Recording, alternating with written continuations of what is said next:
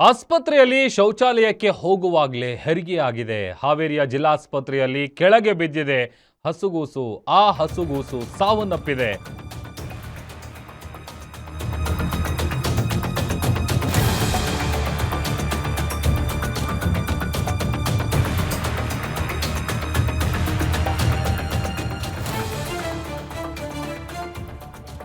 Guarantee news ವರದಿ ಬಳಿಕ ಎಚ್ಚೆತ್ತುಕೊಂಡಿದೆ ಮಕ್ಕಳ ಆಯೋಗ.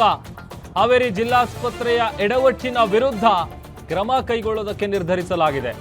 ಸುಮೋಟೋ ಕೇಸನ್ನು ದಾಖಲಿಸಿಕೊಂಡಿದೆ ಮಕ್ಕಳ ಆಯೋಗ.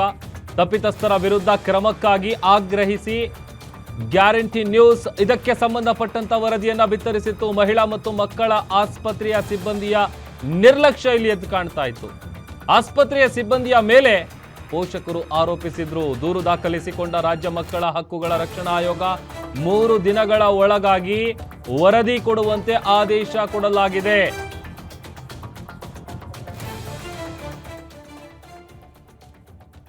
ಹಾವೇರಿಯ ಜಿಲ್ಲಾಸ್ಪತ್ರೆಯಲ್ಲಿ ನಡೆದಿದ್ದಂತಹ ಎಡವಟ್ಟಿದು. ಸುಮೋಟೋ ಕೇಸನ್ನ ಮಕ್ಕಳ ಆಯೋಗ ದಾಖಲು ಮಾಡಿಕೊಂಡಿದೆ. ಮತ್ತೊಂದು ಕಡೆ ಈಗ ಆಸ್ಪತ್ರೆಯ ಶೌಚಾಲಯಕ್ಕೆ ಹೋದಂಥ ಸಂದರ್ಭದಲ್ಲಿ ಶೌಚಾಲಯಕ್ಕೆ ಹೋಗುವಾಗಲೇ ಅಲ್ಲೇ ಹೆರಿಗೆ ಆಗಿತ್ತು. ಹೆರಿಗೆ ಆದಂಥ ಸಂದರ್ಭದಲ್ಲಿ ಕೆಳಗೆ ಬಿದ್ದಂಥ ಹಸುಗೂಸು ಸಾವನ್ನಪ್ಪಿತು.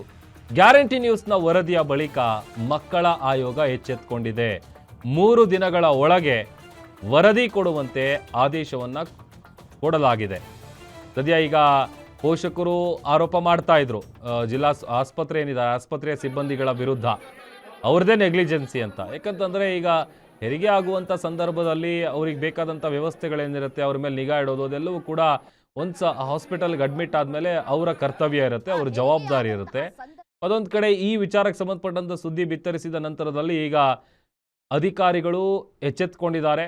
ಅದರಲ್ಲೂ ಮಕ್ಕಳ ಆಯೋಗ ಈಗ ಕಂಪ್ಲೇಂಟನ್ನು ಫೈಲ್ ಮಾಡ್ಕೊಂಡು ಸುಮೋಟೋ ಕೇಸನ್ನು ದಾಖಲಿಸಿಕೊಂಡು 3 ದಿನಗಳ ಒಳಗೆ ವರದಿ ಕೊಡಿ ಅಂತೇಳಿ ಆದೇಶವನ್ನು ಹೊರಡಿಸಲಾಗಿದೆ.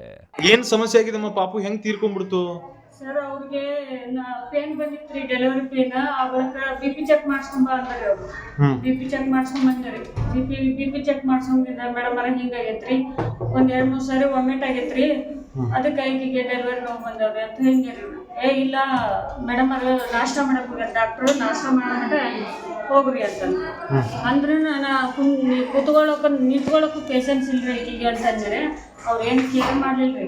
ಅಲ್ಲೆಲ್ಲ ನಾನು ನೆಲ ಮೇಲೆ ಕುಂದಿಸ್ಕೊಂಡು ಕುತ್ಕೊಂಡಿರಿ. ಈಕಿಗೆ ಕುತ್ಕೊಂಡಿರಿ, ಕುಂದ್ರತ್ಗಿನ ಎಲ್ಲರೂ ಬಂದು ಪೇಷಂಟ್ ಅಷ್ಟೇ ಬಿಡು, ನೀವು ಹೊರ ನಡಿ ಅಂತಂದು ಹೊರ ನಡಿ ಅನ್ನತ್ತೆ. ನಾವು ಹೊರಗೆ ಹೋದ್ರಿ.